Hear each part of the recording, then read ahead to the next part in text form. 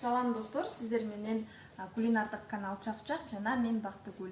Бүгүн болсо мен рецепт тартпайм. Бүгүн болсо мен кухнямдагы тазалык боюнча сүйлөшөбүз. Мына кухняда ар бир эле кожоке билсе билет да.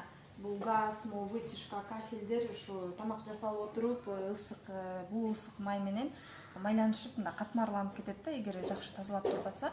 Күнүмдүк албетте тряпка менен да фейри менен сүртүп коем, бирок ал мындай жакшы натыйжа бербейт. Этегинде мындай бир аз калдыктар калып үстүнө мындай чапталышып кетет да. Ошону мен кетиргенге каражат издеп таппай жүргөм. Кадимки там комнат домостойстволор анча жардам бербейт. Ал эми ошентип изденип жүргөн убакта эжем айтып калды, ушундай Кыргызстанда өндүрүлгөн, Малайзиянын технологиясы менен Кыргызстанда өндүрүлгөн жакшы ушундай каражаттар чыгып жатыптыр. Фрау Саубер деген ат менен.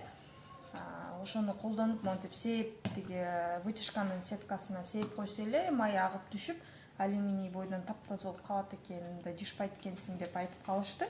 Анан ушуну издеп жүрүп мен Фрунзеден таптым. Фрунзеде бир полочка болот экен, ошол жерге текчеге коюп коюшат экен.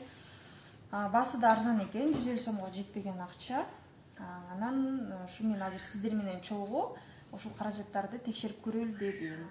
Бул фирманы мен реклама кылып аткан жокмун, эч кандай мага суранган эмес, реклама кылып бер деп. Болгону ушу сиздер менен ушу үй ичинде жасалып аткан өзүмдүн тажрыйбам менен бөлүшкүм келди. Анан эгер ушу жакшы каражат болсо, Кыргызстанда өндүрүлгөн продукцияны колдонуп, өзүбүзгө өзүбүз салым кошобуз деген ой менен ошону көрсөтүп жатам. Кеттик анда эмесе, мен азыр ушу газдарымды көрсөтөм, чогуу тазалап көрүп, результатын, жыйынтыгын комментарийде талкуулайбыз. Алгач көрсөтүп кете турган нерсем могу газ плитанын үстү. Бул жерлер мындай болуп из калып атат да, бара-бара. Сүртсөң деле ушундай бир из калып калат. Мындай издер, мындай. Анан бул жерде кафелдин бетинде көрүнбөйт, бирок мындай кармасаң колум жакшы мындай сыйдан болбой жатат, жакшы тайбай жатат да колум. Мисалы бул жер казан аяктан алыс болгон үчүн бул жер сыйдам жакшы. Бул жерде өң өзгөрбөгөнү менен мындай майлуу экени билинип турат. Анан эми бул жактагы коркунучтуу эмени көрсөтөйүн. Могу көп жылдан бери туруп майланышып кеткен, аябай. Бул жактары майланышып кеткен. Ушуну мен азыр чыгарам. Мындай оңой эле чыгат бул. Ой. Түшүп кулап калды баары. Мындайынан чыгарабыз. Ушуну азыр тиги каражат бир маселе, мен раковина момдай ак түздө. Анан ак түздө болгон үчүн ушинтип 2 күн 3 күнүн ичинде эле мондай саргайып кетет. Мисалы чай түшүп калса, ушундай чайдын эмеси изи тагы калып калат, варенье тамып калса калып калат. Могу жерлери кетпей жатат, мисалы комат мененчи. Анан ушунун үстүнө да сээп койсо таптаза болуп калат экен деп эжем айтты. Ошону көрөлү азыр. Анда эмесе кеттик. Химиялык каражаттарды колдонгондо албетте сөзсүз түрдө перчатка кийиш керек. Кол капты кийип алып, азыр сээп баштайм.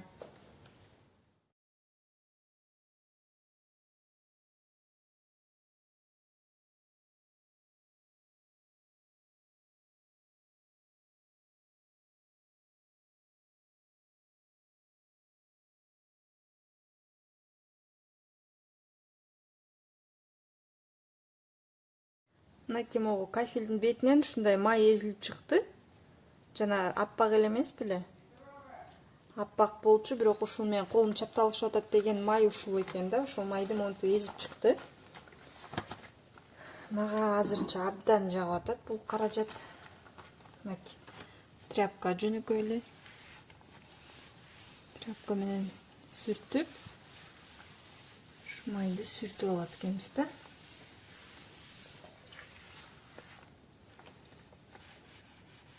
Дагы бир сыйра сүртөт, май себет окшойм, анткени мындай үстүңкү бети чыгып, анан каражат жетишпей калган жерлеринен май чыкпай калыптыр. Кайра экинчи сыйра сээп атам. Бул жака 1-2 эле сээп койгом, азыраак элечи.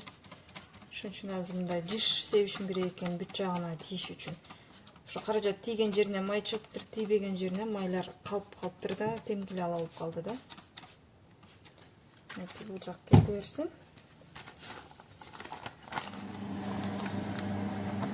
Бул жакта кафель жуу даяр болгончо мен Бул жерде газ плитаны сүртүп көрөйүн. Сүрткөндө кандай тазаланат экен? Сонун болуп калды. Мына могул жерде издер бар эмес беле? Катып кургап кеткен, ошолор жок. Бир сүрткөндө эле.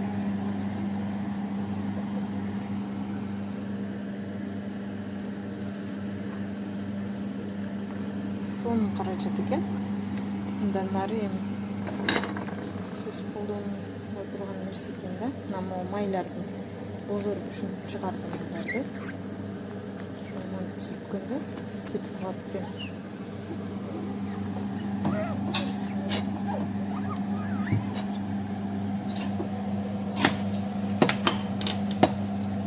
Эми жактан ушул газ плитаны жууганы жакты.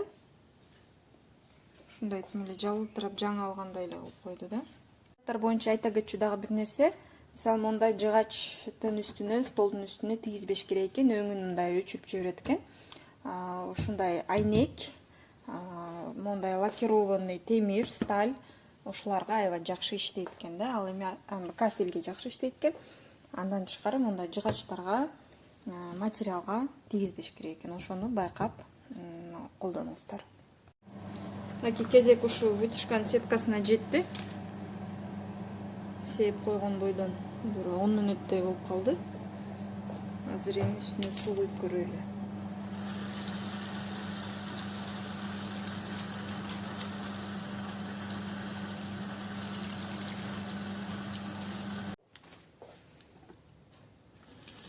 Бунун сырын эми чечтим. Ушул сетка деген өтө оорураак да.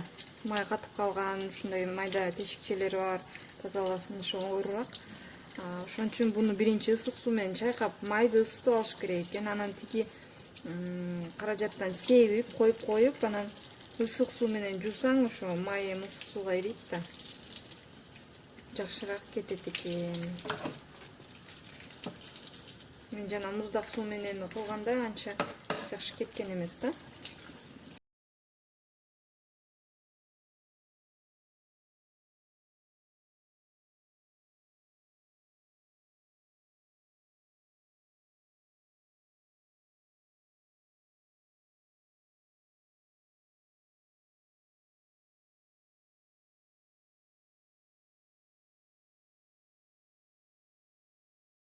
Ал эми кезек раковинага келди. Аны бул каражат менен эметебиз. Бустер, могу раковина унитаз ваннага көрсөтүптүр. Ушуга негизгиси могу темирдин тегереги, ичин тазалаш керек болот. Айтып өткөндөй эле булардын баары өтө күчтүү каражаттар экен. Жыты да күчтүү экен, мурдуңду ачыштырып какалта берет экен. Анан колго тийгенде да кожаны күйгүзүп жиберет экен да. Кожаны ачышат экен. Ошон үчүн сөзсүз түрдө бетке маска же полотенце уруп алып, анан колго ушундай колгоп кийиш керек экен.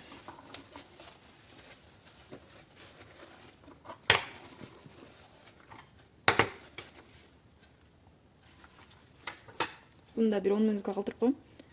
Буларды мен жөө элекмин.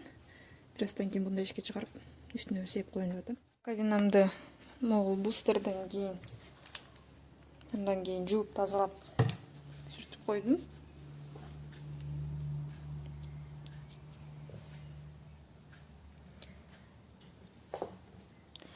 Бул жерде жана тактар бар болчу, чайдын тагы ошол көп деле кеткен жок, мындай көрүнүп бир аз калды да. Анан могул жер, мынакей могу саргычы кеткен жок. Бирок могу темирлерди стальга жакшы экен да, бул стальной нерселерге темирлерди мындай аябай жалтыратып сонун кылып койду. Анан монун кырындагы каралар тазаланды, бирок толугу менен кеткен жок. Бул бустер мындай комет деңгээлинде эле иштейт экен. Мисалы бул жерде комет менен губка менен эле комет менен сүртсөң ушундай эле агарат да. Бул менде эле ошондой эле агарат экен. Бул мындай өтө эле өзгөчөлүгү жок экен, бирок жакшы каражат экен, мага жакты. Монтип жалтыратып койду. Анан ушул жери кетпегендигин ойлонуп калдым мен, буну эмне менен кетирсем деп. Мынакей мен ушул вытяжканын сеткасын тазалап бүттүм. экөөсүн тазаладым. Экөөсү таза болуп калды. Буну тазалаган жокмун, ошо айырмасы болуп көрүнүп турсун депчи. Анан могу бул сетка өтө оор да, эмеси өтө майланышкан, ошондуктан могу менен жуудум. Макс жира. Эмне десем, эми каражаттар жакшы экен. Мына мондай кылып сонун кылып жууп алдым, таптаза кылып. Салыштырганга мынакей. Экөөнүн айырмасы бар албетте. Аны моундай жироудалитель деген менен жуудум. Бул ошо раковиналардын сарысын кетирет экен, бирок өтө деле жакшы кетирген жок. Ал эми бул болсо жеңилирээк экен. Бул виз мындай күнүмдүк жеңил эле майларды сүртүп турат экен. Ушундай менде бүгүн тажрыйба болду. Ушул видеонун шылтоосу менен, ушул каражаттардын шылтоосу менен кухнямды да тазалап алдым. Видео эгер сиздерге жаккан болсо лайк басып, колдоп, комментарийде ой пикирлериңизди калтырып коюңуздар. Мындан тышкарыда мындан жакшыраак каражаттарды билсеңиздер, сөзсүз комментарийде калтырып, менен жана башкалар менен бөлүшө кетиңиздер. Сиздер менен кулинардык канал Чак-Чак болду жана мен Бактыгүл. Көрүшкөнчө.